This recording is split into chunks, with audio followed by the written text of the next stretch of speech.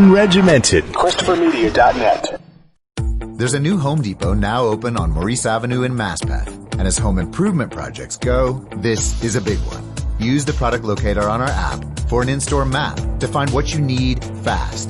And check out our new pickup lockers. They make online shopping a breeze. Of course, one thing's not new, our everyday low prices. The Home Depot, now open near Maurice Avenue and Long Island Expressway in Maspeth. And always open at HomeDepot.com. The Home Depot, how doers get more done. There's a new Home Depot now open on Maurice Avenue in Maspeth. And as home improvement projects go, this is a big one. Use the product locator on our app for an in-store map to find what you need fast. And check out our new pickup lockers. They make online shopping a breeze. Of course, one thing's not new, our everyday low prices. The Home Depot, now open near Maurice Avenue and Long Island Expressway in Maspeth. And always open at HomeDepot.com. The Home Depot, how doers get more done. Christopher Media. Let's make some noise. From Asthma Core Studios near Detroit, Michigan. It's unregimented. Gangsters, what's up, guys? And now, here are your hosts. Tuesday, May 12th, and Chris. I'm Aaron. And I'm Rich. Where were you guys 15 years ago when Leroy Jenkins was unleashed upon us all? 15 years ago? Yes. Yeah, that's about right. That's about the height of the Warcraft craze. That was about 2005. Yeah. Holy shit, my son's still playing Warcraft. He was playing last night. Is Leroy Jenkins still playing Warcraft? That is the question. Has he been banned no matter what, from the platform? No matter what, at least he has chicken. Yes. So. That is the lost line everyone always forgets about. It's him at the end going, at least I got chicken. What does that mean? No one knows. That's what makes it so genius. They're like, Leroy, you fucking dumbass, you do this every time, blah, blah, blah, blah, blah, blah. And he just takes it, and then all of a sudden he lets a comic beat happen, and then he goes, at least I still got chicken. And I'm like, what the fuck does that even mean? I have no idea what that means. But, yeah, he was a question on Jeopardy. Really? Yeah. And I was like, wow, is that the first time I've ever seen like basically a meme be an answer on Jeopardy? And I don't think I've seen one before that.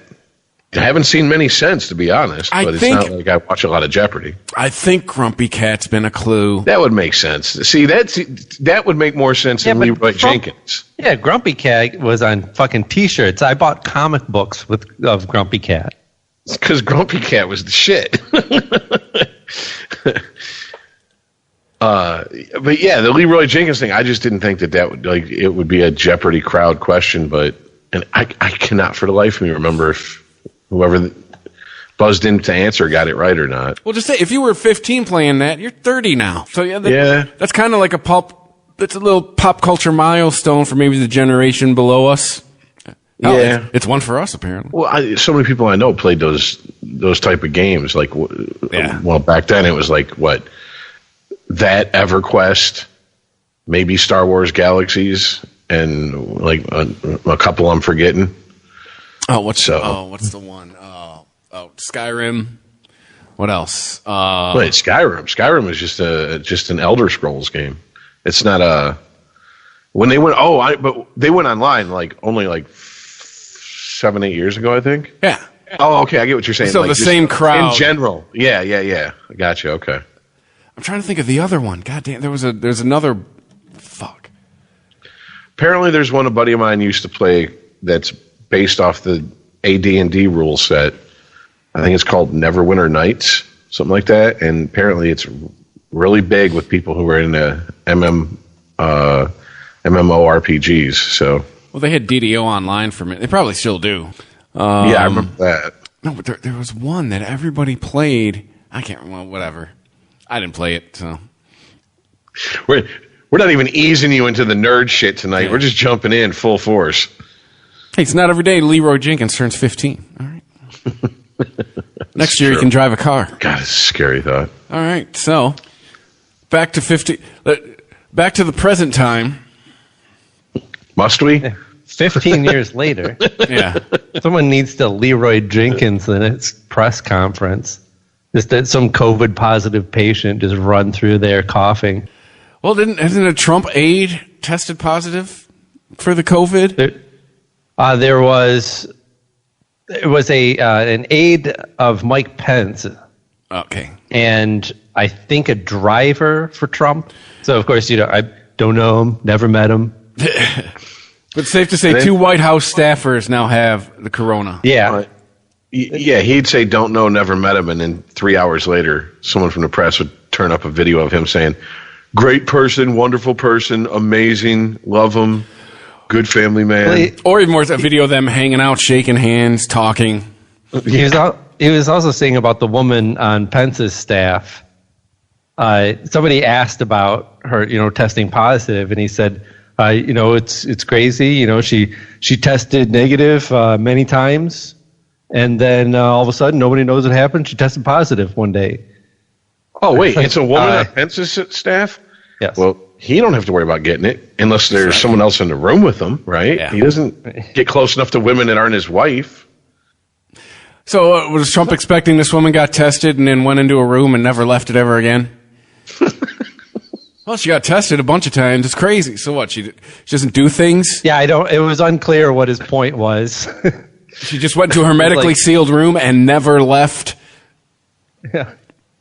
It's like, hello, dipshit. You probably get tested every couple days because you are constantly in contact with people and going places. I think it was, I want to say it was Loretta Lynn that was on Twitter owning him on this, saying, when I was younger, I took many pregnancy tests and they kept coming up negative until one day they came up positive and nobody knows what happened. And then 9 months later, this baby out of nowhere.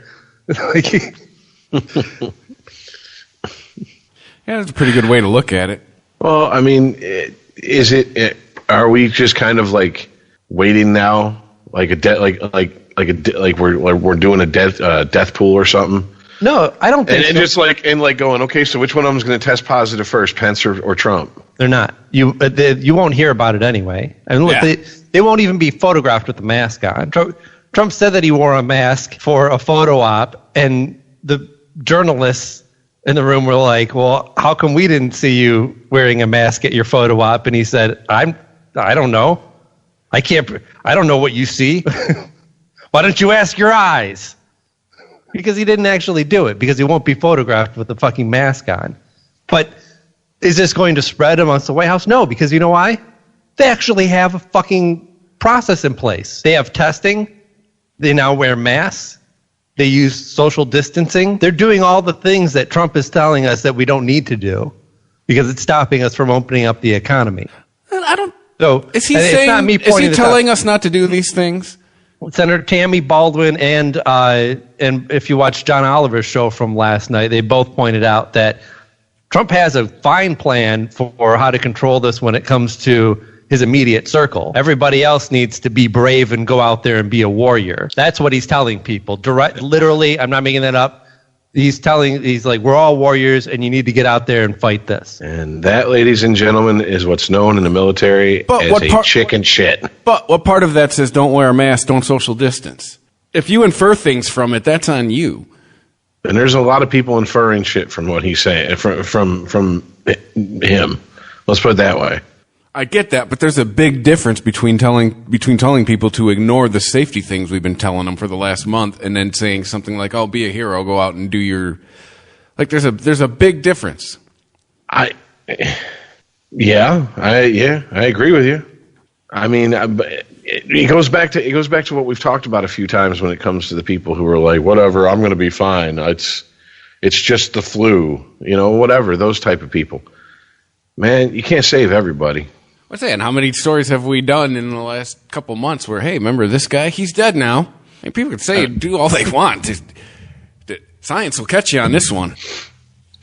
That's kind of where I don't know. That's kind of where I'm at. If someone who wants to have a discussion about whether wearing a mask is a valid decision at this point in time, or if that makes them, makes you a pussy or whatever the fuck, or Look, you want to talk? You want to talk science? You want to talk what the scientists are talking? Because if I swear to God, you start talking, and I hear talking points that are recycled from MSNBC, Fox News, or some politician, the conversation's over. I'm done. I'm not talking to you. Like that's how I am at this point, because I don't care what these people have to say. They're not doctors, and if people are still taking, my president Trump says that I shouldn't have to wear a mask. Unless we're going to start putting people at gunpoint in jail for it, then we have to let the idiots thin the herd themselves. Go ahead. More oxygen for me. Sure. I mean, to be fair, he's not specifically saying don't wear a mask. He's just refusing to wear a mask himself and refusing to say people should be wearing masks. And it's like with a sense of this bullshit bravado that he does that type of shit. Like, even Pence, I thought that about Pence, and Pence is a pussy. Pence is like... Pence is a pushover. He's going to do what Trump tells him to do. Exactly. So Trump told him not to wear the fucking mask. So it's like, it doesn't make you look tough. Not only that, there was, so Pence was supposed to meet with some health officials, and they were all wearing masks, and some staffer came in and was like, he's not coming in this room if you guys are going to wear masks, because he doesn't want to be photographed with a bunch of people wearing masks. So it was like, you got a choice: take your mask off, or the meeting's over. And there it is, the dumbest thing I've heard all day. And these are people who are in charge of making decisions that affect all of us, right? Or have somebody's ear. Pence is the head of the task force. The head of the task force, and I've seen one picture of him wearing a mask. I mean, at this point, haven't people basically dug their heels in and are fully entrenched in the "I'm going to" or "I'm not going to" wear a mask camp at this point? I guess. I mean, there is a wide swath in the middle of people who don't wear their mask properly, so they're not really doing anything. It's like, I don't know what's worse personally. Like, at least the person refusing to wear the mask has a stance. The person with it sticking below their nose or hanging off their chin is just a moron. It's like, yes, like, don't treat that mask like a strap on a hockey helmet. Tighten that shit up. Put it on, man. Jesus Christ. And if you take it off to talk to me, you're defeating the fucking purpose. Yes, that is what I don't understand. I walked into Speedway, and this guy walks up to the register, and he pulls down his mask and he starts talking to the guy at the register. And I'm like, but then he pulls it up and walks out and walks past nobody. Yeah. And I'm like, man, I'm pretty much deaf in one ear, and I could understand what he was saying with the mask on. There was no need to take it off. It's going to be like that. People are going to walk by. You're going to walk by a person on the street, and they just do the little hat tip, but with the mask. They just pull it off slightly, like, howdy. Good day. Porno sites featuring women pulling down, getting nose cleavage on their mask are going to start popping up online and shit. Going to have a whole generation of tweens right now that are going online, getting into some weird fetish, like some medical fetish. The fuck's wrong with you, son? I lived through the virus. Okay. Oh, there's already quarantine porn. Oh, I've seen that. Yes. There's like a weekend. My stepmom's going crazy during the quarantine. She can't take it. She needs some dick. Guess I got to give it to her. There's quarantine porn like a weekend. Yeah. And I'm like, I don't think they're practicing social distancing. I thought we weren't supposed to swap body fluids. Yeah. Right. If you're fucking with the mask on, it's really doing nothing. Especially now that they found viral load in semen, which they don't know if it's active or if it's just basically leftover dead cells. Which I saw, like, what? They found virus in a body fluid? Oh, no. Right. But, yeah. But the fear is that it might be able to be sexually transmitted. We don't know. So if you eat pussy, you can end up with throat cancer. Now if you swallow a load, you can end up with fucking coronavirus. We're fucked. That's the thing. Like, I mean, the flu isn't sexually transmitted, but if you have sex with somebody who has the flu, you're probably going to get sick because you're near them and breathing all over them, putting your mouth all near theirs and shit. Or whatever people do when they have sex. Sex. So I've heard.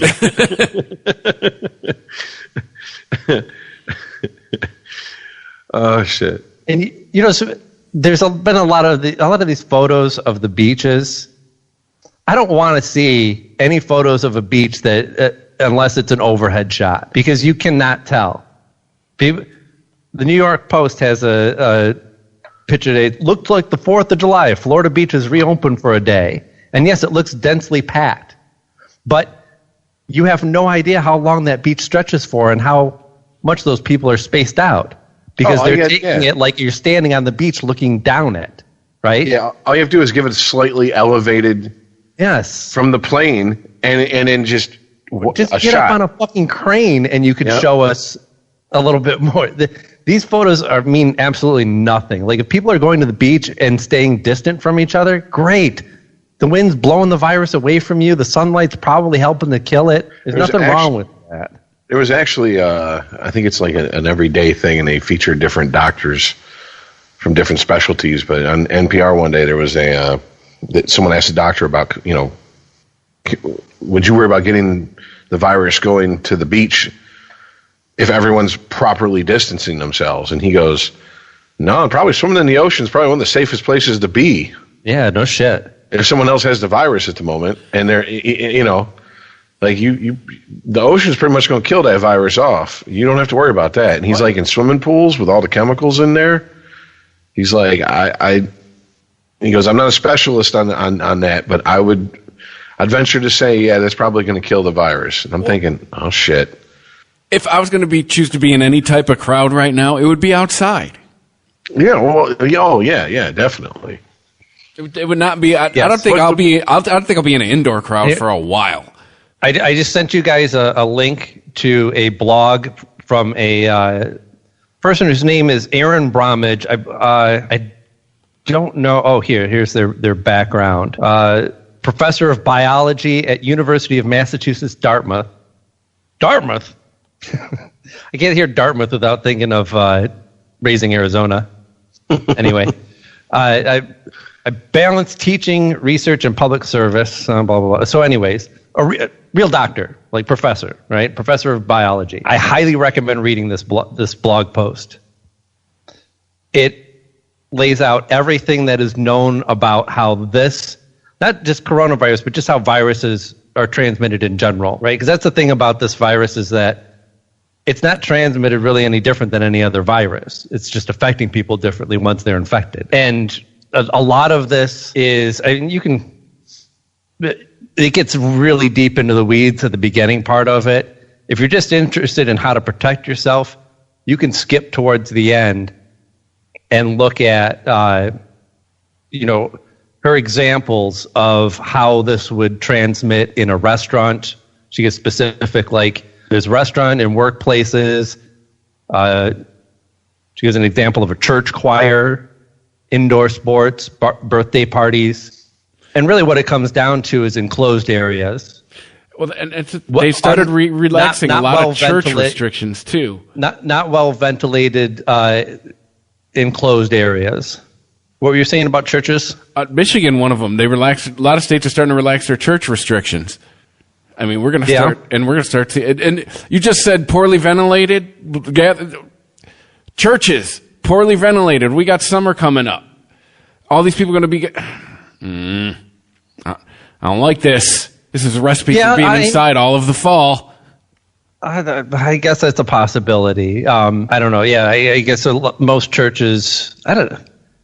Most churches, I wouldn't know. I don't know. I'd call them not well ventilated. Although there's mega churches, like newer, bigger churches, are fine. The older ones, like when you go out into the the ones with the good architecture, the rural areas or the old cathedral looking ones. Yeah, I don't. Those are the ones that have the industrial fans on in the summertime, and everyone's trying to sit in the pew in front of them.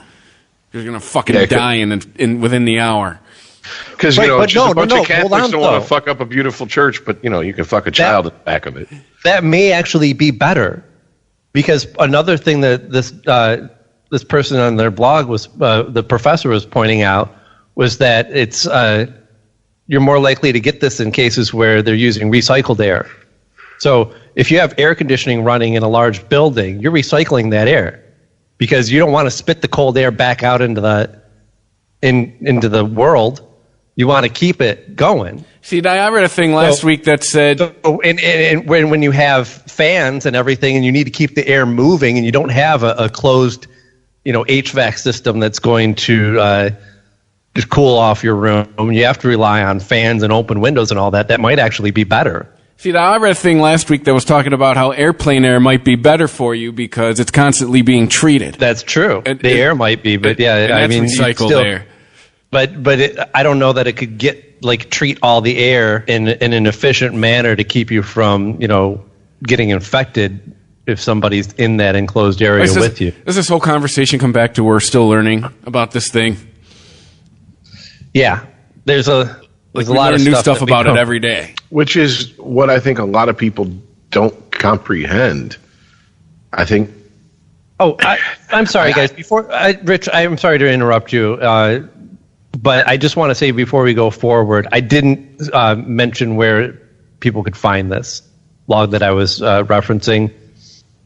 AaronBromage.com. And if you just look up the post, the risks, know them, avoid them.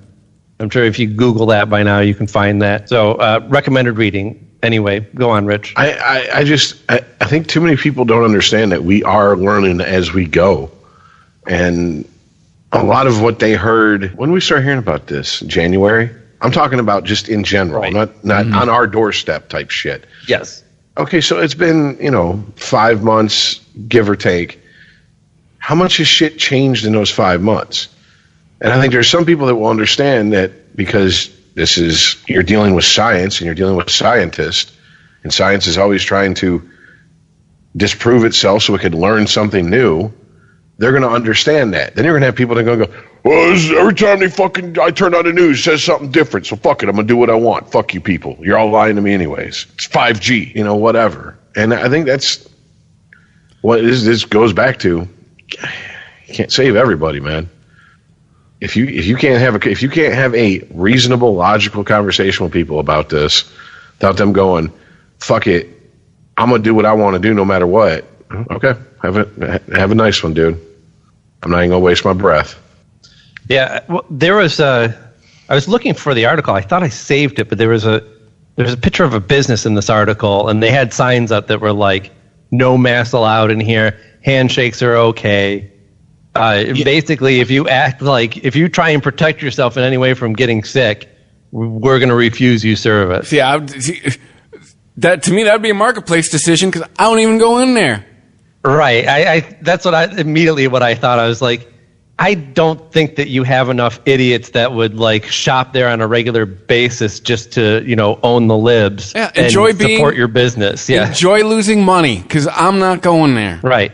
And who wants to be that idiot, right? At that point, when most of the businesses, once they start reopening, are going to be doing something, like when you see that the grocery stores now, you have barriers, people in masks, people are spraying Lysol all over everything. People are taking precautions, right? Do I think that all of those are appropriate?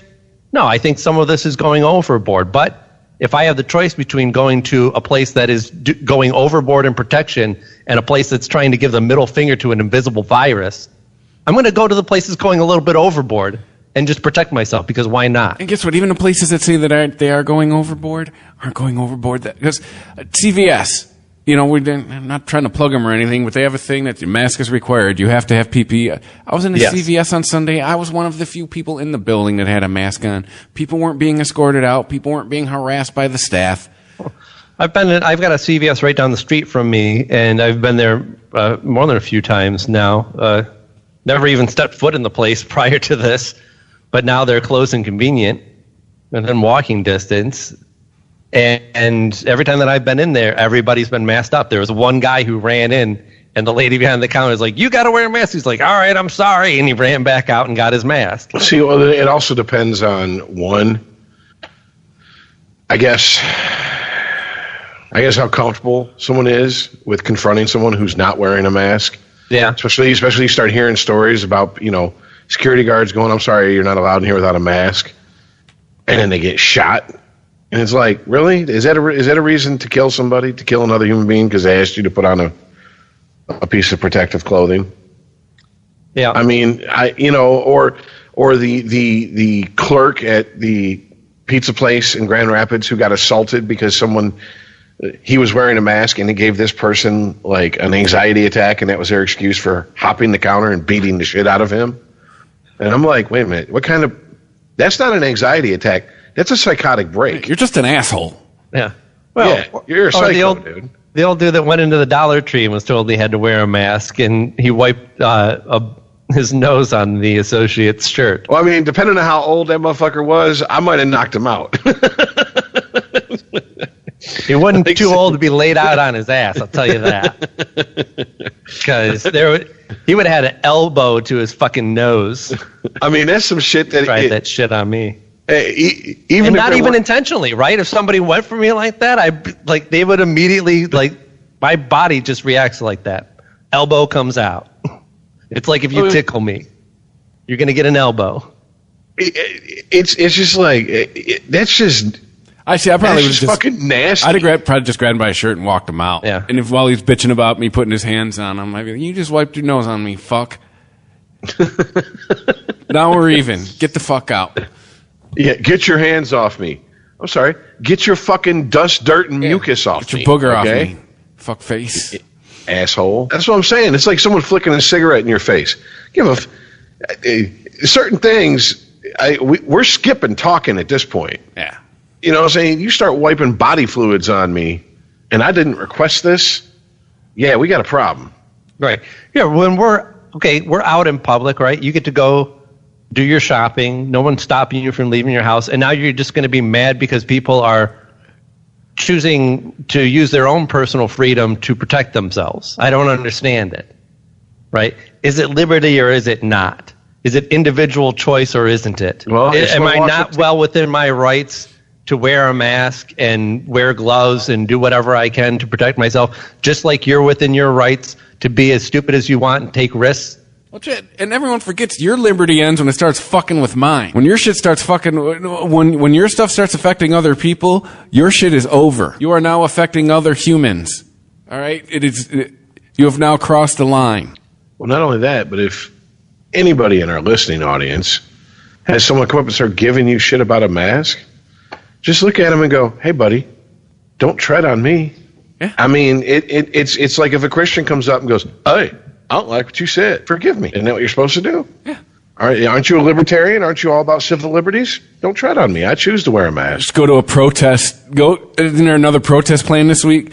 Make a don't tread on me face mask. Go there and watch people's heads explode.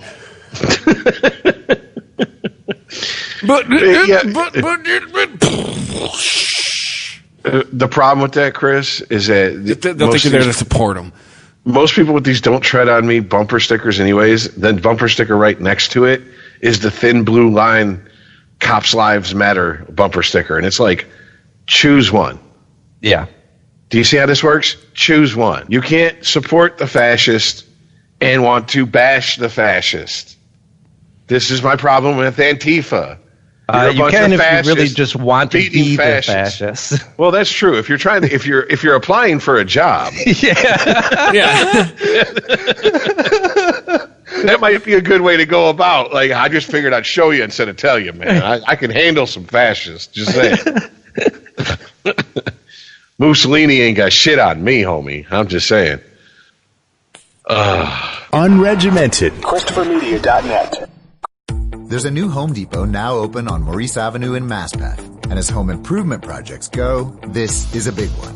Use the product locator on our app for an in-store map to find what you need fast. And check out our new pickup lockers. They make online shopping a breeze. Of course, one thing's not new, our everyday low prices. The Home Depot, now open near Maurice Avenue and Long Island Expressway in Masspeth.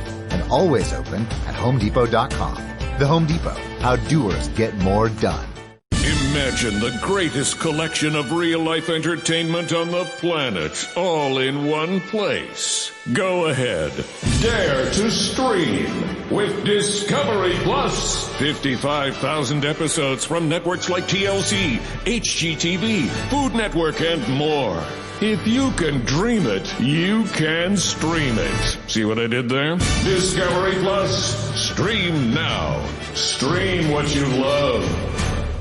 Hey, what do you want to da-da-da? I don't know. What do y'all think we should da-da-da? Well, what did we da yesterday? Yesterday. All the dolls feel like the same doll these days. I know. Like, is today Monday or Tuesday? Today is Thursday. Oh, no, I forgot to call my mom on her birthday. Oh, no. No. These days, nothing is normal and everything is weird. But you could still save big when you switch to Progressive. That won't change. Not today or any day. Quote today at Progressive.com. Progressive Casualty Insurance Company and Affiliates. There's a new Home Depot now open on Maurice Avenue in Maspeth. And as home improvement projects go, this is a big one. Use the product locator on our app for an in-store map to find what you need fast.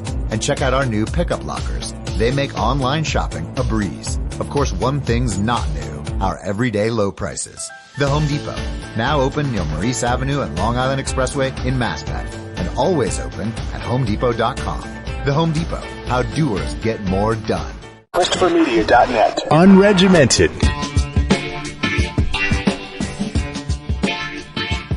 Well, you know, Rich, I don't think you were around with us when we were talking about the woman in Florida that opened up her salon. Texas? Early. No.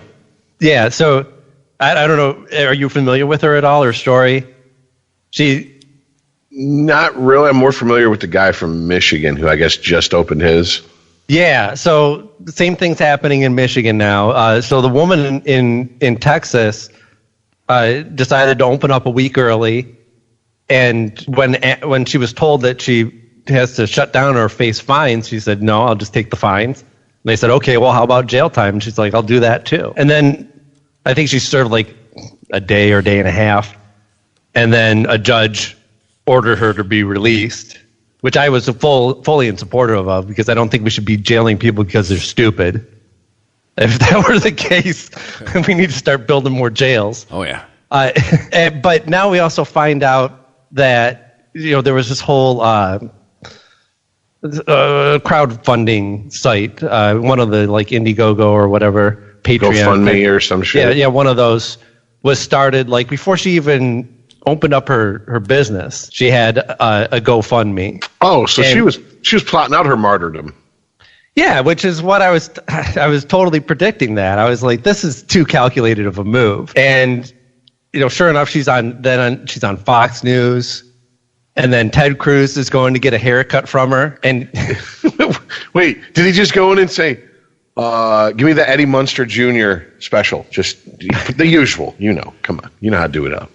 He got a horrible haircut from her too. He got his haircut. Hold on. It Is she a black barber? No. Okay, because I mean, sometimes, you know what I'm saying? Like if you ain't ever cut a white person's hair, yeah, you can fuck it up. Yeah, we're gonna line you up. It don't work that way on white people. No. No, they showed footage of her cutting his hair, and I was like, why is she so slow? And then they showed him talking to the press, Ted Cruz talking to the press afterwards. I'm like, oh my God, your hair is fucked. Unless it's 1978 and the dry look's really coming back. And you got a fucking sexy ass mustache to go with that underneath that mask you're wearing.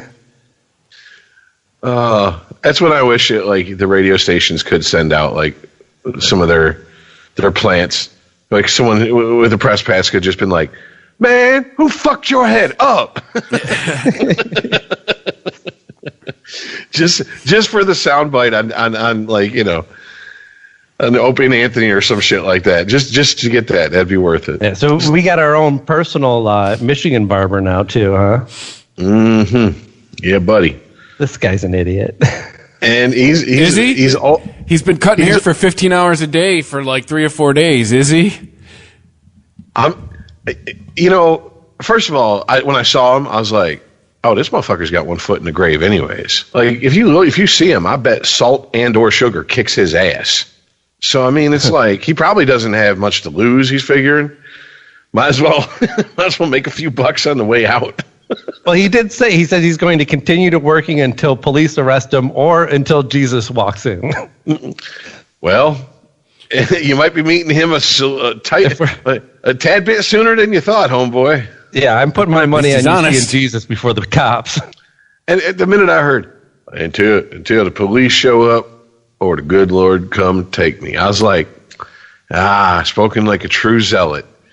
If we were in the Middle East, I'd be strapping the bomb on you right now, huh? Yeah. Yes. Don't give a fuck. As long as the way I want shit to go goes my way, that's all that matters to me. But you know where he's at, right? He's in Owasso. So this Owasso. Are we surprised? First of all, there ain't no part of Michigan above Grand Rapids. I don't give a fuck about Owasso. Where the fuck is it? I don't know. It's rural Michigan. It's outside of Lansing. There's too much about this story that didn't add up, though, because you mentioned that he was working 15 hours a day some days, and I read that too, but I'm like, the math doesn't make any sense on this. They say in the story on Fox News, he has already given dozens of haircuts. Mankey has been working as many as 15 hours a day to field the demand for grooming. Yeah, that's 8 to 11. Right, I don't... Like dozens of haircuts? He's one dude. How long does it take you to do one haircut? Like a half hour? He's a barber. I'd say, yeah, probably if they're lined up and he's not in the mood to talk, get you in, get you out, 20 minutes to a half hour. So that's 30 in one. If he does it for 15 hours, that's 30. That's a little over 2 dozen. Yeah, that's one day. Does he have other barbers, though? I mean, is it a family business? Appears to be just him. All I'm saying is, sure, he's probably worked 15 hours, a few days, but most of that was probably a lot of sitting around and bullshitting. Well, yeah, you ever been to a barber shop? Yeah. That's what I'm about to say. Isn't that the beauty of being a barber? You get to do that. Well, I'll give it to the old dude. He is wearing a mask. He is wearing gloves. I mean, he's doing more than probably a lot of the people coming in there to get their haircut to prove a point are doing. And I'll play this card. No one's making him. No one's being forced to go to that barber shop. Everyone who's walking in is doing so willingly. Like, you have the opportunity to go in and catch the COVID because you make the choice. You mean I don't have to get my haircut by him? Yeah. What's like? He says, obviously she, meaning Whitmer, has no concept at all the damage she's doing to our state and to our families. He doesn't really expand on that, so I don't know. Now, when I did initially hear this story, my first questions were, did you even try to get PPP homes? Because he was complaining about how he complained about how it took him forever to get his unemployment and all this and that, and in no part of his story did I hear about him applying to get PPP money. Yeah, neither did I. He's one of those people that thought he could just ride it out. Like, no, dude. Get your free money. The government is handing out free money. Get yours. Instead, you got to be a fucking hero. Like, are we going to see more of these type stories now that the death toll is starting to, like, on a daily basis plummet? Wait, because we just had in Michigan. Yes, we did. We had 25 deaths yesterday in Michigan. It's the lowest we've had since like the 20th of March. They had 21 deaths on the 20th or 21st of March, something like that. So almost 2 months we've had the lowest amount. And why is that not being talked about? Why are we talking about... I'm not talking about I'm talking about in the news, making this big deal about the barber shit. Shouldn't we be like, okay, yeah, great. Here's a barber who decided to open. But also, here's what all our precautions have. This is the seeds we planted. Boom, look at our fucking seeds take bloom. This is what we were telling you people we wanted. This is what we were trying to do. Same reason they didn't publish the recovery rates. No one wants to hear that shit. Look, it's not going to be enough until we reverse those numbers completely and bring everybody back to life that died from this. Then we can start reopening and thinking about getting back to our old lives. All right, well, the person who's probably introduced more zombies to the world than anybody else, George Romero, is dead. So I don't know how to bring back anybody unless Jesus comes walking through that door. And if he does, he's got to see the barber first. So... He's got a reservation. Trump gets a monkey's paw. Oh, no. 70,000 dead people wandering around the... At that point, I'm going to the nearest hospital with a COVID unit, and I'm licking every doorknob. Well, Trump gets a monkey paw. I buy a boat, and I just start... I find the nearest lake, and I just start sailing. I'm telling you, because you know what? We're in the Great Lakes. They eventually get to the ocean. You got to go through the St. Lawrence Seaway, right? Virus, murder hornets, What next? Sodomy goats or some shit like that? I don't know. I don't want him to have a monkey's paw. That pic I showed you guys. What's that in the distance? Godzilla? Yes, exactly. Do not tempt fate. Keep monkey paws, keep Ouija boards, keep tarot cards, keep anything away from him that might have anything to do with the occult. Keep the Ark of the Covenant away from him. I don't send him into any crazy stores in New York City looking for crazy gifts. Yes. Did you see that he ended the press conference early today? He got a little bit flustered. Mm-hmm. He had a reporter of some sort of Asian background. I wouldn't dare to guess and don't know, but asked him why he keeps phrasing his comments on how we're doing on coronavirus as in like America's doing way better than everyone else. Why is this a competition? And he was like, I don't know. Why don't you ask China that? Why don't you ask China why it's a competition? Yeah, why he walked out doesn't make any sense. The other reporter, her colleague tried to play gotcha with him and goes, why'd you ask her that? Because she was Asian? Right. Yeah. Right. Which I think she said at first, she goes, why did you ask me that? And then tries to move on to the next person and calls on her. And she's like backing up her colleague. And then he tries to go to somebody else. And she's like, no, you called on me. This is my question. Well, see, he's like, I gotta go. Okay, but hold on, time out. This one times I'm going to defend him. Yeah. If she goes, why did you ask me that? Why? Bitch, because you're Asian. But I'm not Chinese. I don't know the fucking eyes. They all look. What the fuck? Do you know the difference between a northern Irishman and a southern Irishman? Just by looking at them? No. Why? Because you don't live there? Because we're not your specialty? That's why. What are you? But how is that a defense? What if if it's a black dude, then he would be like, why don't you ask Africa? You know he absolutely would. How is that a defense? Okay, I'm not defending it, but that's what he should have said because that's what he wanted to say. Just be honest. Be like, bitch, your eyes. Well, that's why. Well, it's Trump, so I don't. The easy way out of that question was if it doesn't matter so much, why do you guys keep reporting it? Like, if the numbers don't matter so much, why is it constantly reported? No, the easy way out of it is just saying, well, we're doing better. And maybe I shouldn't couch it as a competition because I wish that nobody would die from this. And I don't wish ill will upon China or any other country. But, if you look at the numbers, and he may be lying, but this is what he should say. If you look at the numbers, we are doing better, and I'm proud of that. That's your answer. We're coming up with tactful responses. Not some babbling nonsense about ask China why it's a competition. Well, we're coming up with tactful responses for a tactless person, too. What's that? I said we're coming up with tactful responses for a tactless person. I'm almost surprised he said, since the Olympics have been canceled, I'm still going for the gold and coronavirus, so we're going to beat China. Because everything is a competition to him. That's the reason why. Whether we see it that way or not, he sees it as him and whatever he is interested in, whatever he's the head of, is an extension of him at that point in time versus the world. And when you get those type of people, God fucking help you. I know you're not a sports guy, Aaron, but there's a documentary going on right now about Michael Jordan's last year in the Bulls, and it's kind of like that wrapped in with like a career retrospective.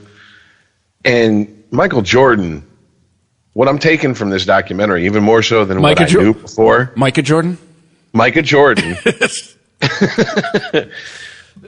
is a fucking asshole. Oh, yeah. He's a fucking bully. He's got to win it all. He turns everything into a competition. He's a womanizer. He's a compulsive gambler. Like he got his father killed. Everything. Well, I mean, they skipped over that because he wouldn't have done the interviews. But you know what?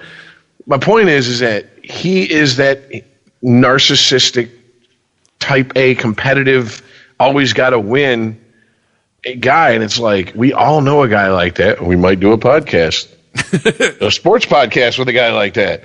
But it's like, this is kind of what you expect from him. This is the way they view the world. When he says shit like this, that's more of a window into his psyche than all the other bullshit that they could have fucking thrown at him. I think this is the window, though. Trump lies a lot, and we all understand that. But Trump is not a good liar, and here's what I mean. Trump is really good at deluding himself into seeing the world as he believes it should be. And so when he lies, he believes the lies that he's telling. When he's put in a situation where he has to actively lie and say something that is the opposite of what he believes, he can't do it. Yeah. Oh yeah, for sure. He's not good at improv. So he couldn't lie and say, I'm a bigger person and I wish well on everyone. That's why he couldn't come. He can't. That's why he has these. That's a nasty question responses. Mm-hmm. That's a nasty question means I don't have a way out of this question because I don't know how to answer it truthfully, or at least what I've convinced myself the truth is. Yeah. And the one like, shame on you, I'll give to this reporter, is like, how many people have tried to do this in press conferences in the last 4 years? Why is that a shame on them? What made you think? What made you think you were going to be special? 99 reporters. You're going to be the one that finally gets them? No. It worked well enough to get them flustered and storm off like a baby. Did your question if your question didn't get answered, then you ultimately failed. If you're a reporter, the point is to get your question answered. I'm just saying, if nobody has managed to get him playing the gotcha game in 4 years, what made you think you were going to get him? Well, but if you know anything about Trump, you know that the minute anything but just guaranteed success in his mind is not in front of him, he steps away from the table and stops playing the game. That's what I'm saying. Like, at this point, this is... He's going to turn over a new leaf because you've managed to ask a question... Because of your question, all of a sudden he's a different person. I guess that's where I'm coming from. But it's hard. You that's have to false. No, wait a minute. Those are the choices. What, you think you are so special that the way you asked your question, he's all of a sudden going to become a different person than he's been the last 4 years? I don't know where you're getting that from. He's going to deflect and move on. Look, we still have journalists and they still do their job. Politicians deflect and move on a regular basis. Yeah, but what made you think you were going to be the special one? Why do you think that this person thought they were special and that they weren't just doing their job as a journalist? Because of how they phrased it. They said, "Excuse me, sir, I'm special. Can you answer my question?" Okay, let's move on. Prove you're special. Go up and give that stranger a great big hug. Ooh, God, that died a horrible death. All right, yes, moving on. So, well, wait, we can't give hugs anymore, Rich. You get the virus. I didn't think about that. Yeah, I forgot the brave new world we're in. Unless you go to whatever business, Aaron, you were talking about, where handshakes and no mask are welcome. It was like a fucking five and dime that you wouldn't go into anyway, or some shit. Like nobody goes in there. It's like a magic shop. It's a place where nobody goes anyway. Basically, the article should have just been titled, "Business owner begs for you to patronize his shop. Please, someone come here and buy this shit." Small business owner continues to drive business into ground. Did you guys see that story that I sent you about GrubHub? This has been going around. A business shared their GrubHub bill and were like, look at this is ridiculous how much we actually get paid on GrubHub. Right? So they show 46 prepaid orders for a total of just over $1,000, and it minuses out commission, delivery commission, processing fee, promotions, some kind of adjustment on that, and the bottom line was $376, right? So roughly 70% went to GrubHub and 30% went to the restaurant. And this is being used as an example of why GrubHub isn't a good idea for restaurants. Restaurants that are like have no other option, right? Most restaurants don't have delivery set up. Yeah. And they can't open their doors, so their only option to stay open is to use GrubHub or some other similar service. So they're sharing this, like, how can anybody make any money off of this? And everyone else is sharing it like, oh, people, they must be losing money off of it. I'm like, obviously nobody involved in this, including the person that's posted this, unless they're just being misleading, purposely misleading. None of these people have ever seen a P&L statement. Yeah. Because nowhere on this list does it show the cost of the food, the labor, the overhead, any of the cost of what actually went into. Now, look, if your cost was $800 and you made $300 off of it, yeah, that's a problem. But we don't know what your fucking costs are. They are unknown on these orders. The other part of this is we don't know if this is profitable for you at all. I know it looks like big numbers when you throw it on the page and go, oh, look at all this stuff that they backed out. Also, apparently this person that was using GrubHub has some sort of premium package and is paying for everything, including coupons, promotions to get listed at the top of the app. That $231 is just in promotions. The other thing is these are things people agree to. None of this stuff is hidden when these people sign up for this. That's my one beef I have with this article. Like after I read this article, I wanted one sentence could change this, and right at the end of it, and I agreed to all of this. Yep. None of these fees are hidden. None of this shit is hidden. It's all up front when you sign up. Yeah, it says this Yahoo News article is horrible. There are another people that recently got blocked. One sentence paragraph. But do most apps really rake in nearly 65% of restaurants' profits? Again, you don't know what profits are because you don't know what you're looking at. $1,042 was not profits. Yeah. That is not the profit that they made off of it, and GrubHub took 70 or 65% of that, over $1,000. But that's not profit. That's your cost. Also, GrubHub is the least profitable of all of the services. I just read that 2 weeks ago. Absolutely, because the GrubHub is the leader, and they're doing what most leaders do in this. They do the Amazon model. Lost leaders, absolutely. Cover the market and make it up later once you eliminate your competition. I'm a college dropout who just paid attention in high school economics. Why are you talking to your hand? Because I'm trying to drive the point home. It doesn't take much to know this shit. Yeah, so, I don't, believe me, I don't get how most of these work. I don't know how Lyft makes money, and I've driven for them.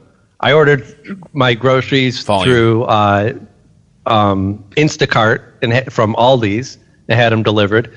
I paid about $15 on top of what I would normally pay, and it was still cheaper than going to another grocery store. Volume. It's the same way Little Caesars makes money on a $5 pizza. Volume. Right.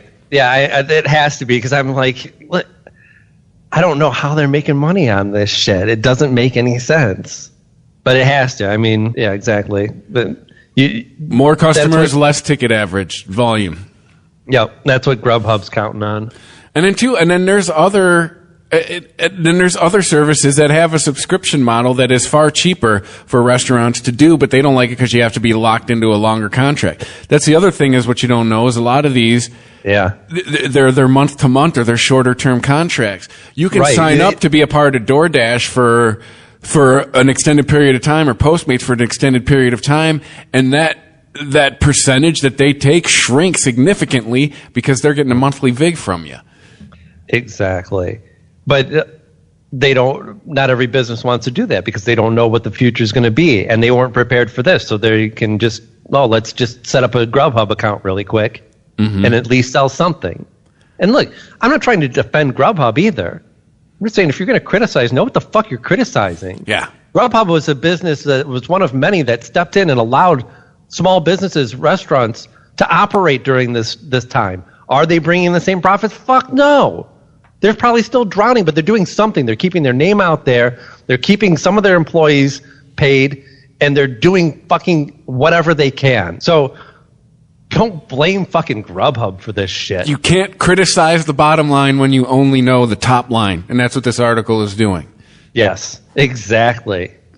God damn, this is my fucking job. I'd speak to this all day. This is how I live inside. Yeah, no, this article was written by someone who has, this is written by someone in their 20s who thinks capitalism is bad, and meanwhile probably makes more money than all three of us. Yeah. And, I mean, and it all stems from somebody posting this in outrage, right? Yeah. This is Chicago pizza boss owner Giuseppe Badalamenti. His middle name Either Gabagool. you were born Should to we run just a pizza shop, or that's not your real name. Yeah, is Gabagool your middle name? Should we just add to the stereotype? Gabagool over here. Yeah. He shared a photo of a March statement from GrubHub. Right. So yeah, he knows. He knew exactly how much he would pocket because he agreed to all this ahead of time.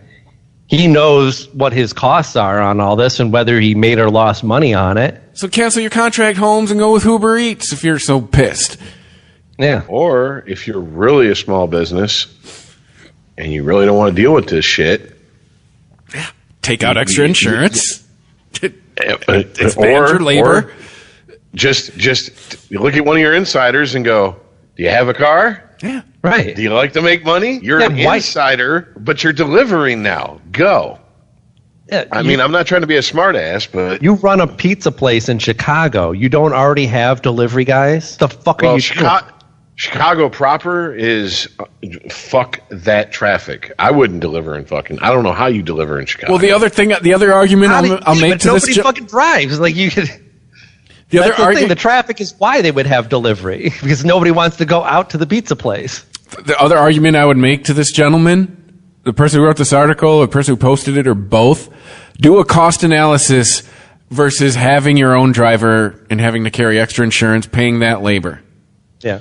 Oh, see, you're talking about like doing it the real way. Yeah. I'm talking about just doing it to keep your fucking business afloat. Because essentially what you do with third-party delivery is you're using someone else's labor force to add another element to your business.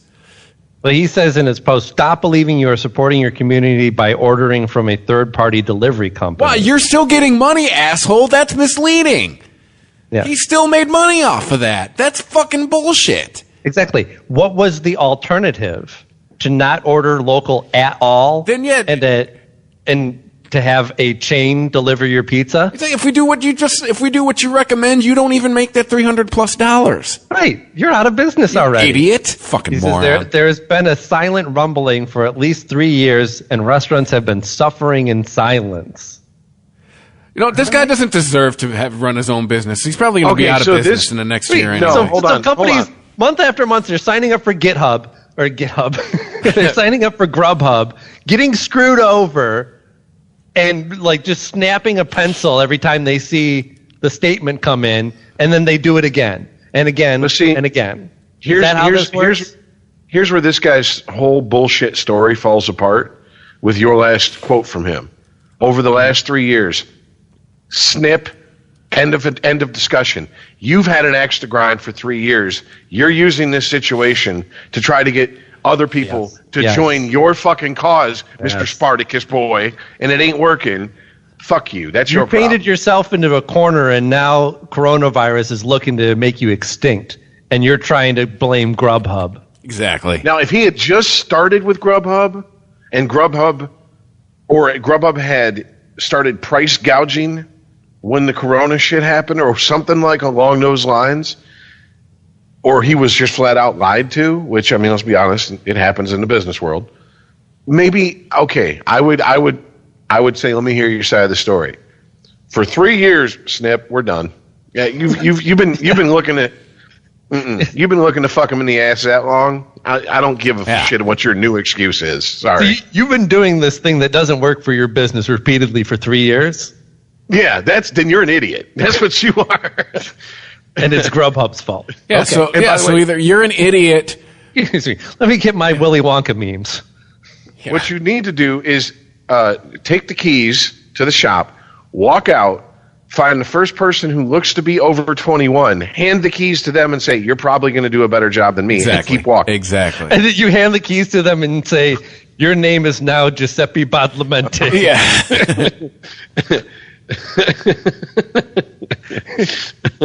Yeah, you're like the Dread Pirate touch Roberts. Him on each shoulder with the big penne noodle. I was going to say, you're like the Dread Pirate Roberts. You just keep handing it down. Yeah.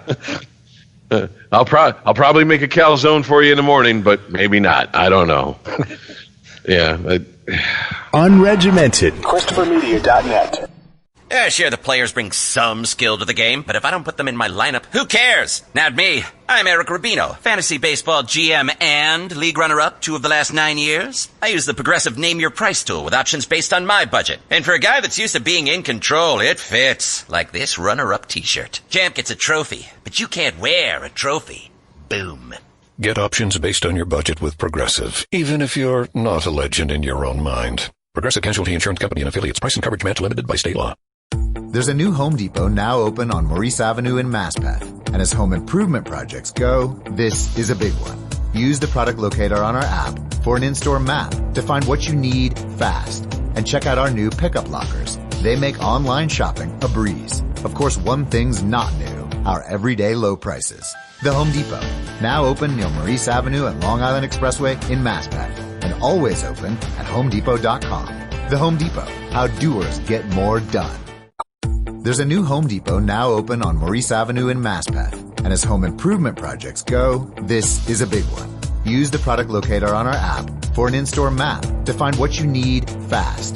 And check out our new pickup lockers. They make online shopping a breeze. Of course, one thing's not new, our everyday low prices. The Home Depot, now open near Maurice Avenue and Long Island Expressway in Masspeth. And always open at HomeDepot.com. The Home Depot, how doers get more done. There's a new Home Depot now open on Maurice Avenue in Masspeth. And as home improvement projects go, this is a big one. Use the product locator on our app for an in-store map to find what you need fast. And check out our new pickup lockers. They make online shopping a breeze. Of course, one thing's not new, our everyday low prices. The Home Depot, now open near Maurice Avenue and Long Island Expressway in Masspeth. And always open at HomeDepot.com. The Home Depot, how doers get more done. ChristopherMedia.net. Unregimented.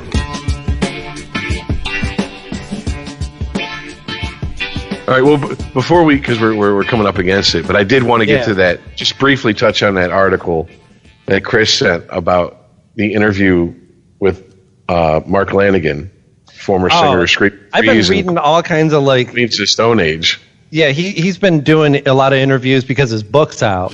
And I've actually been avoiding it because I just want to go and read the book first before I start reading all the interviews and stuff.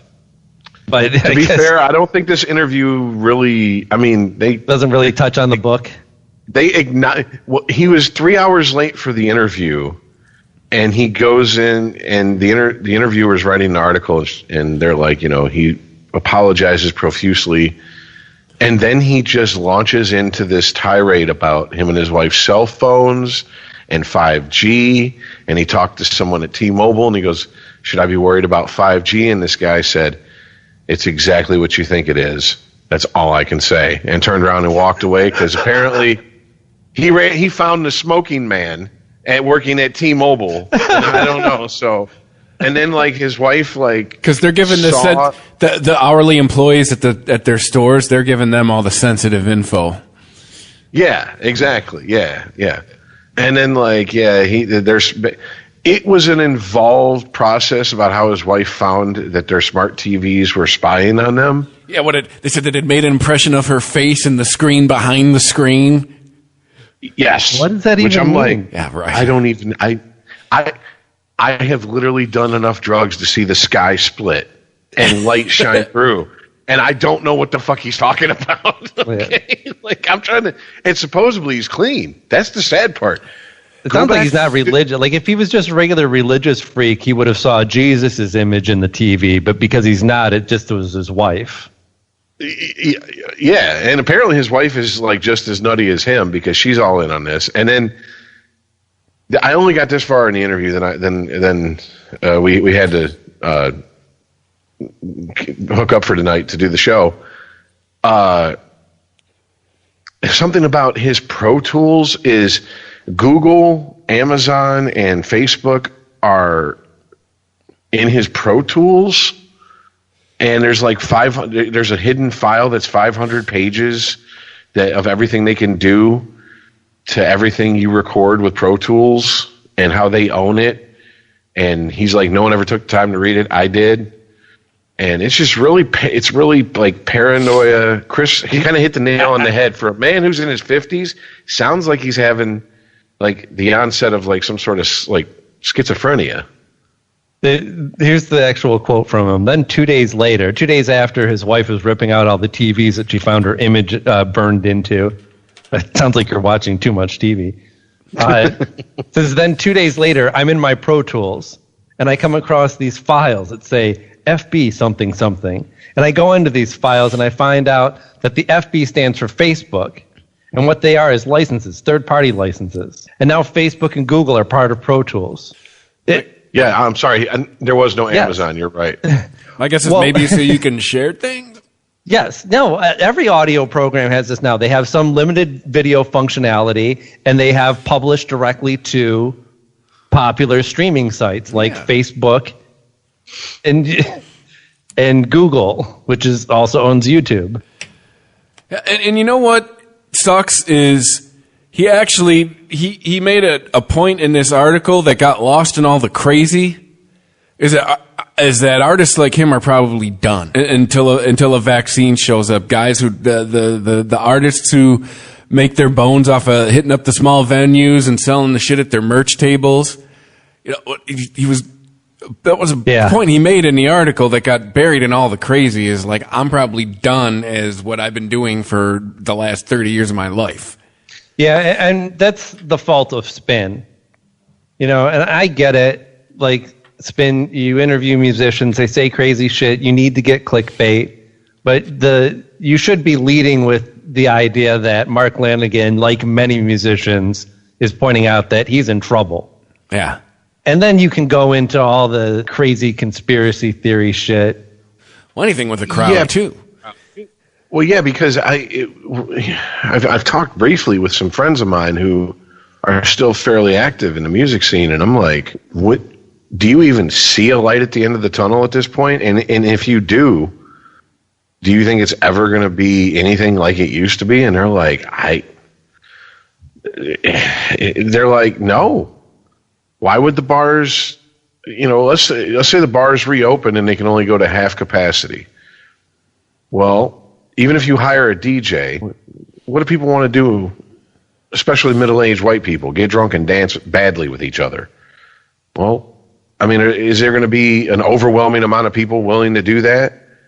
Go to bars and sit butt cheek to butt cheek next to strangers who are yelling and, spittles flying from their lips and landing all over everything and everybody else. Well, yeah, I know the guy that owns Diesel Concert Lounge, and one of his concerns right now isn't even the bands. It's like, I'm wondering if people are even going to want to come out and buy alcohol, let alone come see a band.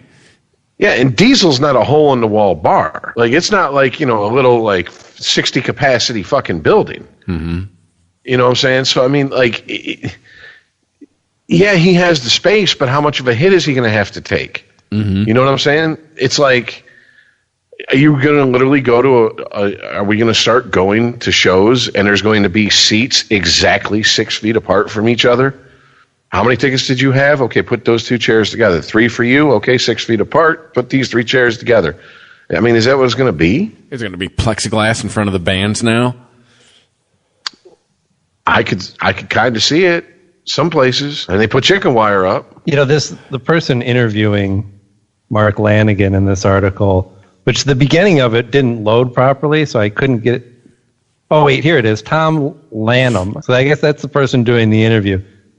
They're either just as crazy or they're egging him on, because right after he goes into his thing about so he says he's talking to an AT&T employee. What do you think of this whole 5G thing? He says, let's step outside and have a cigarette. So I did, and he said, it's exactly what you think it is. Enough said.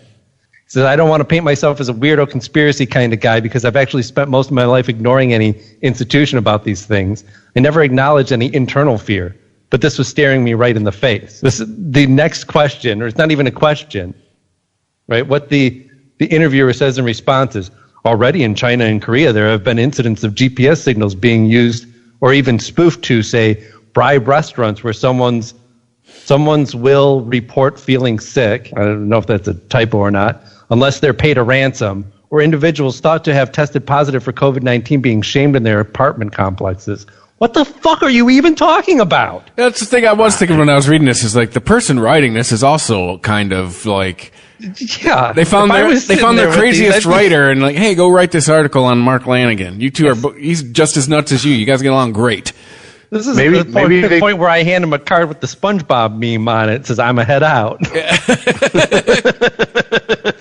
Well, I mean, but like maybe they took the fact that Lanegan's kind of attached to the stoner scene a little too literally, and they just got really high. And he's like, it's some good back and forth. It's better than the rest of the crazy shit he was spouting. So, I mean, I don't know, like, because to me, it seemed like the writer likes Lanegan, and I could picture being in that position where you're interviewing someone who you have a genuine affection for their work. I don't think it's appropriate for this guy to like call him out and say, "Oh, I'm going to need some proof for these wild accusations that you're making, Mr. Lanegan." No, I get it. It's an artist interview. But at the same time, it's like, dude, if you respect him so much, you don't egg him on into the land of crazy. Yeah. Unless you're more concerned about getting a click than you are portraying accurately the artist that you claim to like. Well, I think which I fear might be the case. Yeah. Sorry, I don't have much respect for Spin Magazine. No. So their lack of journalistic integrity precedes the internet. Yeah, it's been a good 20 years since I've had anything you could call respect for that magazine. Yeah. Spin was the magazine that I would leaf through after I'd leafed through the newest Metro Times 5 times at Specs on break. Right. You know what I'm saying? Like, after I know this week's Metro Times like the back of my hand, I'm like, oh, let me see that Spin. All right. You know, like, it's just bad, yeah. But, I mean, here's the thing, though. He's 55. If you first of all, if you know anything about the man, he experimented with drugs, and the experiments all worked. Okay, I mean, he really liked them shits. So I'm kind of wondering if there's some Gary Busey type craziness going on here. Like, he's just fucked himself and fried his brain. And I mean, let's be honest, man. It's not hard to. He's got money. He's famous. He's a fucking idol in the right musical circles. Yeah. It's not hard to find a crazy chick who's going to hook up with them and, double down on is the TV watching us? Like, first of all, there's an impression in your TV. I've been high and I've been staring at my TV for 3 hours, and there's a little man staring back at me for the same amount of time. That's you, motherfucker. Turn it on. You know what I'm saying? Like, well, there's definitely consideration for what he's lived through, but also what he still has to be currently living with. And namely, the idea that one of the most popular artists in our lifetime, the day that he killed himself, speaking of Kurt Cobain, he called Mark Lanegan, and Mark Lanegan didn't pick up the phone. Yeah, that's something I'd forgotten from. But yeah, they mentioned there's a lot of leads that got buried in this. Fuck with you. Multiple times he called him. Right? Yeah. And he still didn't answer. And purposely was just like sitting there, probably, I don't know, high on whatever. Oh, he full on was a smackhead at that point. He admits to that. Yeah. No, so Kurt, I don't have any heroin. Sends him to bitch button. That's exactly what I'm thinking. If you've ever dealt with these people, you know how piggy they are about their fucking heroin. And if one heroin addict's calling another, it's, man, you know any place to score? Usually. Yeah. This time it just wasn't. At least we can make that assumption. Maybe it was a last-ditch effort. We don't know what's going on in his head and Kurt Cobain's head. None of that, but it's still kind of haunting.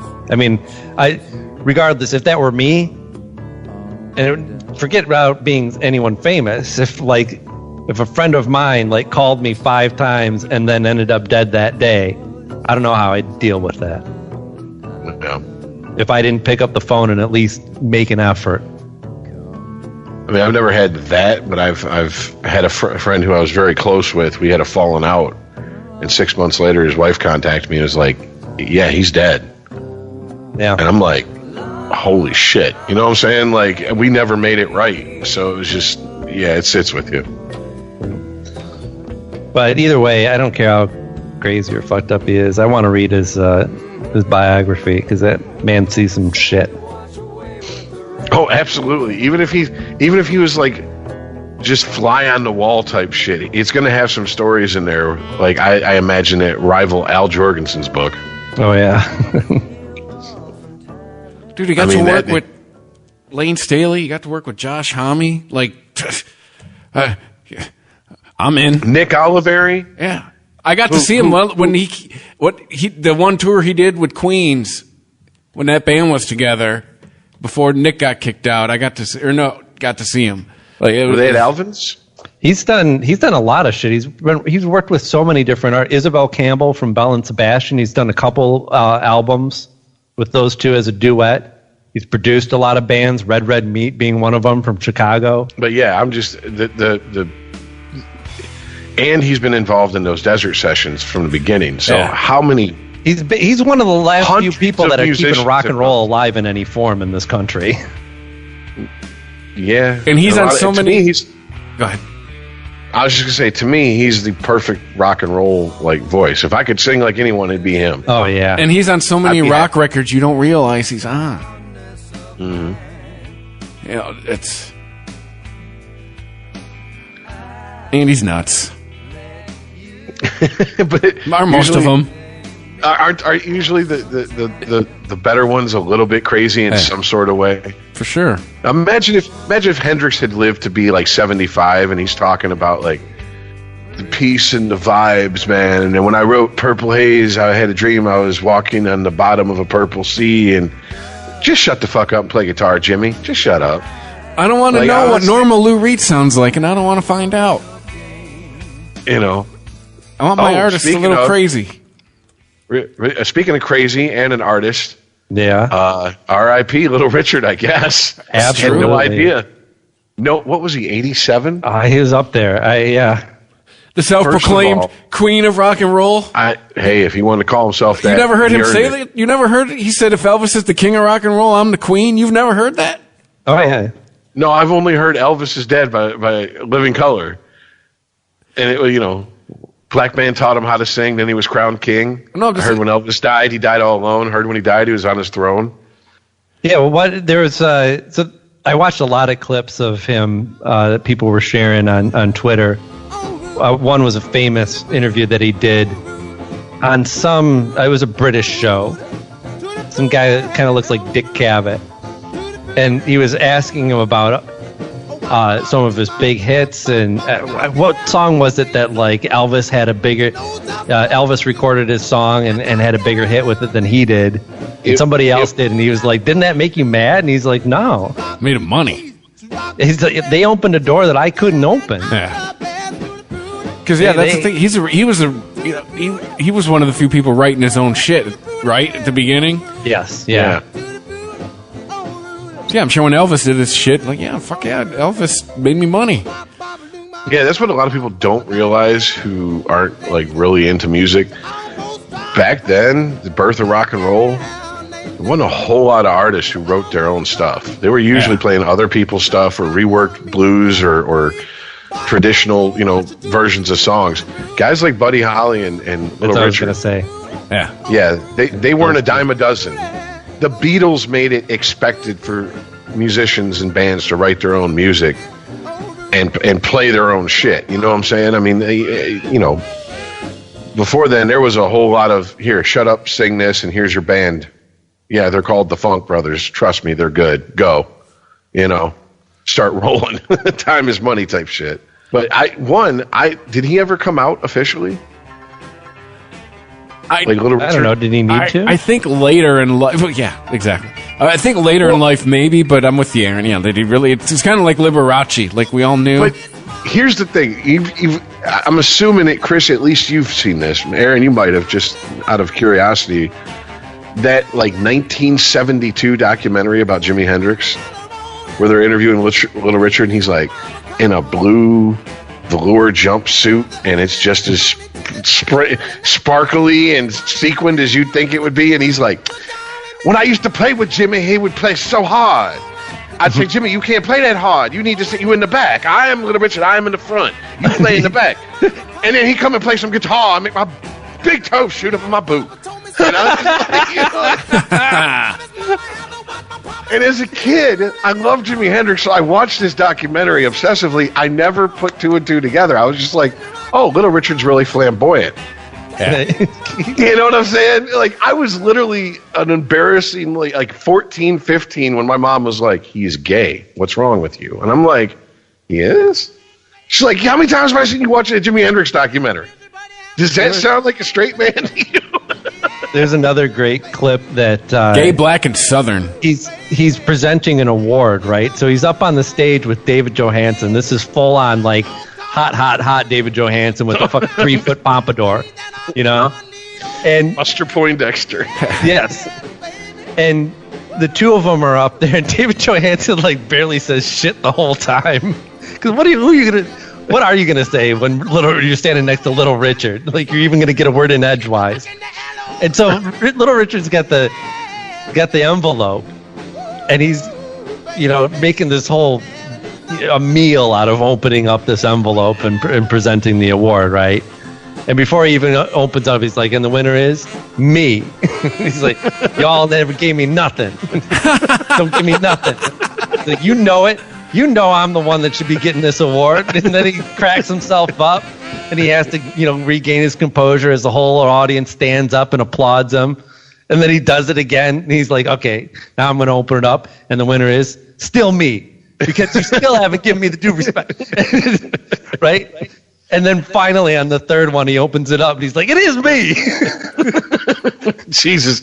At that point, they're like, can we just roll the music? Cue the get off stage music. We'll just give it to him backstage. We'll let the Hollywood Foreign Press talk to him later. Just go. Here's a question for you guys. I wanted to pose it to you. Get your answers. Do you think Little Richard could be considered one of the very, very early precursors to heavy music? Because music? How hard get there? How hard he played? How hard? Like, just the vibe of the music. Like, no, absolutely. In the same way where I'm saying metal, punk, all that stuff. Yeah. Definitely the raucousness and bombast of a lot of music that I would say probably, especially how hard he played, but like his singing, like that motherfucker was singing from the bottom of his ball sack. Well, that was part of what punk was, though, too. It wasn't just about DIY. It was, let's get back to the roots. People have forgotten what rock and roll was supposed to be about, and sometimes it's just about shouting nonsense and playing as hard as you can. Yeah. Good golly, Miss Molly, Tutti Frutti, I can hear punk in there. I can hear metal in there. Like, I can, The Ramones are big fans. And it's funny because Joe Strummer said this in an interview years after the Clash broke up, but I remember him specifically saying in the punk world, there was a big divide. There was we don't like the quote unquote classic rock guys, Little Richards, Elvis Presley, Jerry Lee Lewis. Mm-hmm. And then we do like the classic rock guys. And he's like, you could almost walk into any punk club and be like, everyone who likes these people over here, everyone who doesn't over here. And he goes, you just see the crowd split. So, I mean, it makes sense. But Rich, what you're talking about is the punk scene. Now, if you want to talk about the people who made punk, fucking MC5 were one of the originators of punk rock. And pick up their album, Made in the USA. Yeah, definitely. They do. Yeah. They have the cover of, what is it called? The Wop Babaloo Bop song. Tutti Frutti? Tutti Frutti? Yes. Thank you. They do a cover of Tutti Frutti on that. And even their originals have that punk feel, but they're all throwback to that old rock and roll music. And so I get it. It's that there's a lot of punks that were in the scene that didn't understand where their own music was coming from. Oh, yeah. I'm sure if you go back and ask, like, the Stooges, like I Want to Be Your Dog, that piano. Yeah. That piano's, it's just one note, but it's pumping. It's just dun, dun, dun, dun, dun, dun, dun, dun. Why that riff is that's just a badass song. I'm going to have to listen to that when we're done now. That's just a bad song. But, oh, shit. I did want to say, I remember in an interview with Eddie Murphy they did about meeting some of his idols, and he talked about meeting Little Richard. And he's like, he goes, I used to do Stevie Wonder on the show, but I also used to do Little Richard. So I meet Little Richard, and Little Richard's like, I hear you do an impersonation of me. And he's like, you do Little Richard really well, Rich. See, now you said it, I'm gonna lose it. So but he goes. The point is, you're sitting there and you're talking to Little Richard, and he's just, everything's normal, and all of a sudden he'll just be like, don't I know? Woo! And he's like, even James Brown ain't like, hey, you did it. Like, right? He says it, like, what? I'm sorry, James, what did you say? Kiss me, sit. Like, I don't. Fuck it, what's he saying? Lead singer of my old band used to do something he called James Brown in it. And it was before he had lyrics written, and he would just make noises in the rhythms that he wanted. Yeah. Oh, yeah. Sebastian Bach talked about when they used to cover Take My Whiskey Home. He's like, I don't even know to this day, I don't know any of the words except for Take Your Whiskey Home. I just get up on stage like, yeah, take your whiskey home, yeah. You just got to make noises that sound like the words you're singing, and as long as you believe what you're doing, the audience don't. He even said when he'd get drunk and he'd forget the words, he'd just make noise, and he's like, the crowd don't fucking know.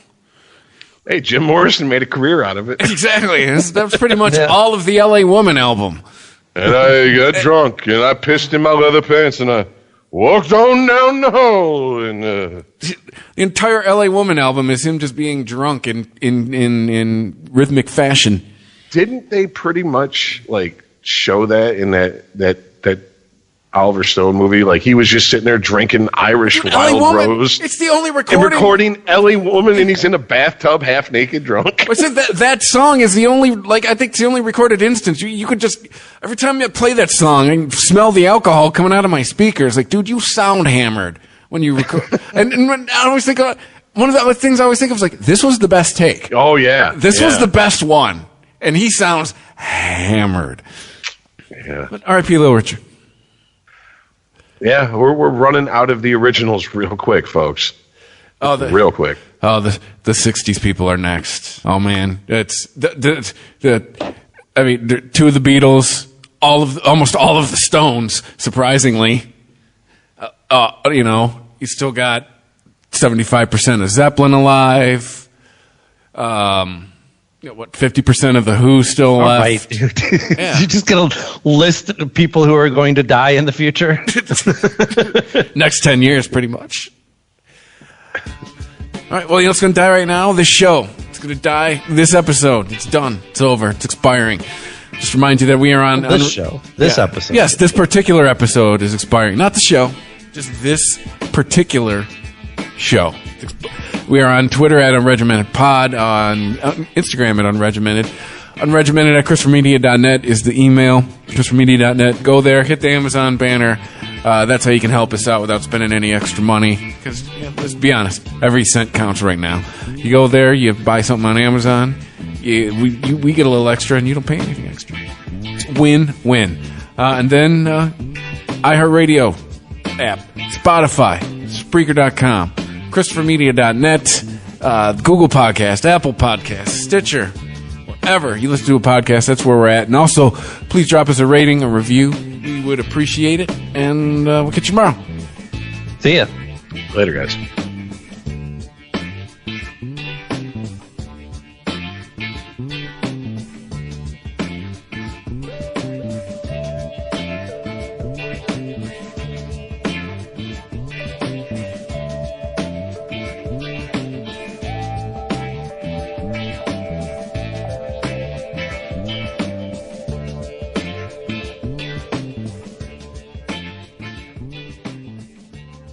At Jewelers Mutual, we're a little obsessed with jewelry. Obsessed like auctioneers with talking fast. 50, we're gonna sold. Pop stars with auto-tune. Yeah. And dentists with asking questions. So, how did he propose? After they've put their hands in your mouth. What? Great. Yes, we've made jewelry our obsession for over 100 years. We love it so much we named our kids Ruby, Amber, and Opal. Venti soy latte for Opal? At Jewelers Mutual, we insure jewelry and only jewelry, which is why people who are also obsessed with jewelry trust us with theirs. There's a new Home Depot now open on Maurice Avenue in Maspeth. And as home improvement projects go, this is a big one. Use the product locator on our app for an in-store map to find what you need fast. And check out our new pickup lockers. They make online shopping a breeze. Of course, one thing's not new, our everyday low prices. The Home Depot, now open near Maurice Avenue and Long Island Expressway in Maspeth, and always open at HomeDepot.com. The Home Depot, how doers get more done. Unregimented. ChristopherMedia.net.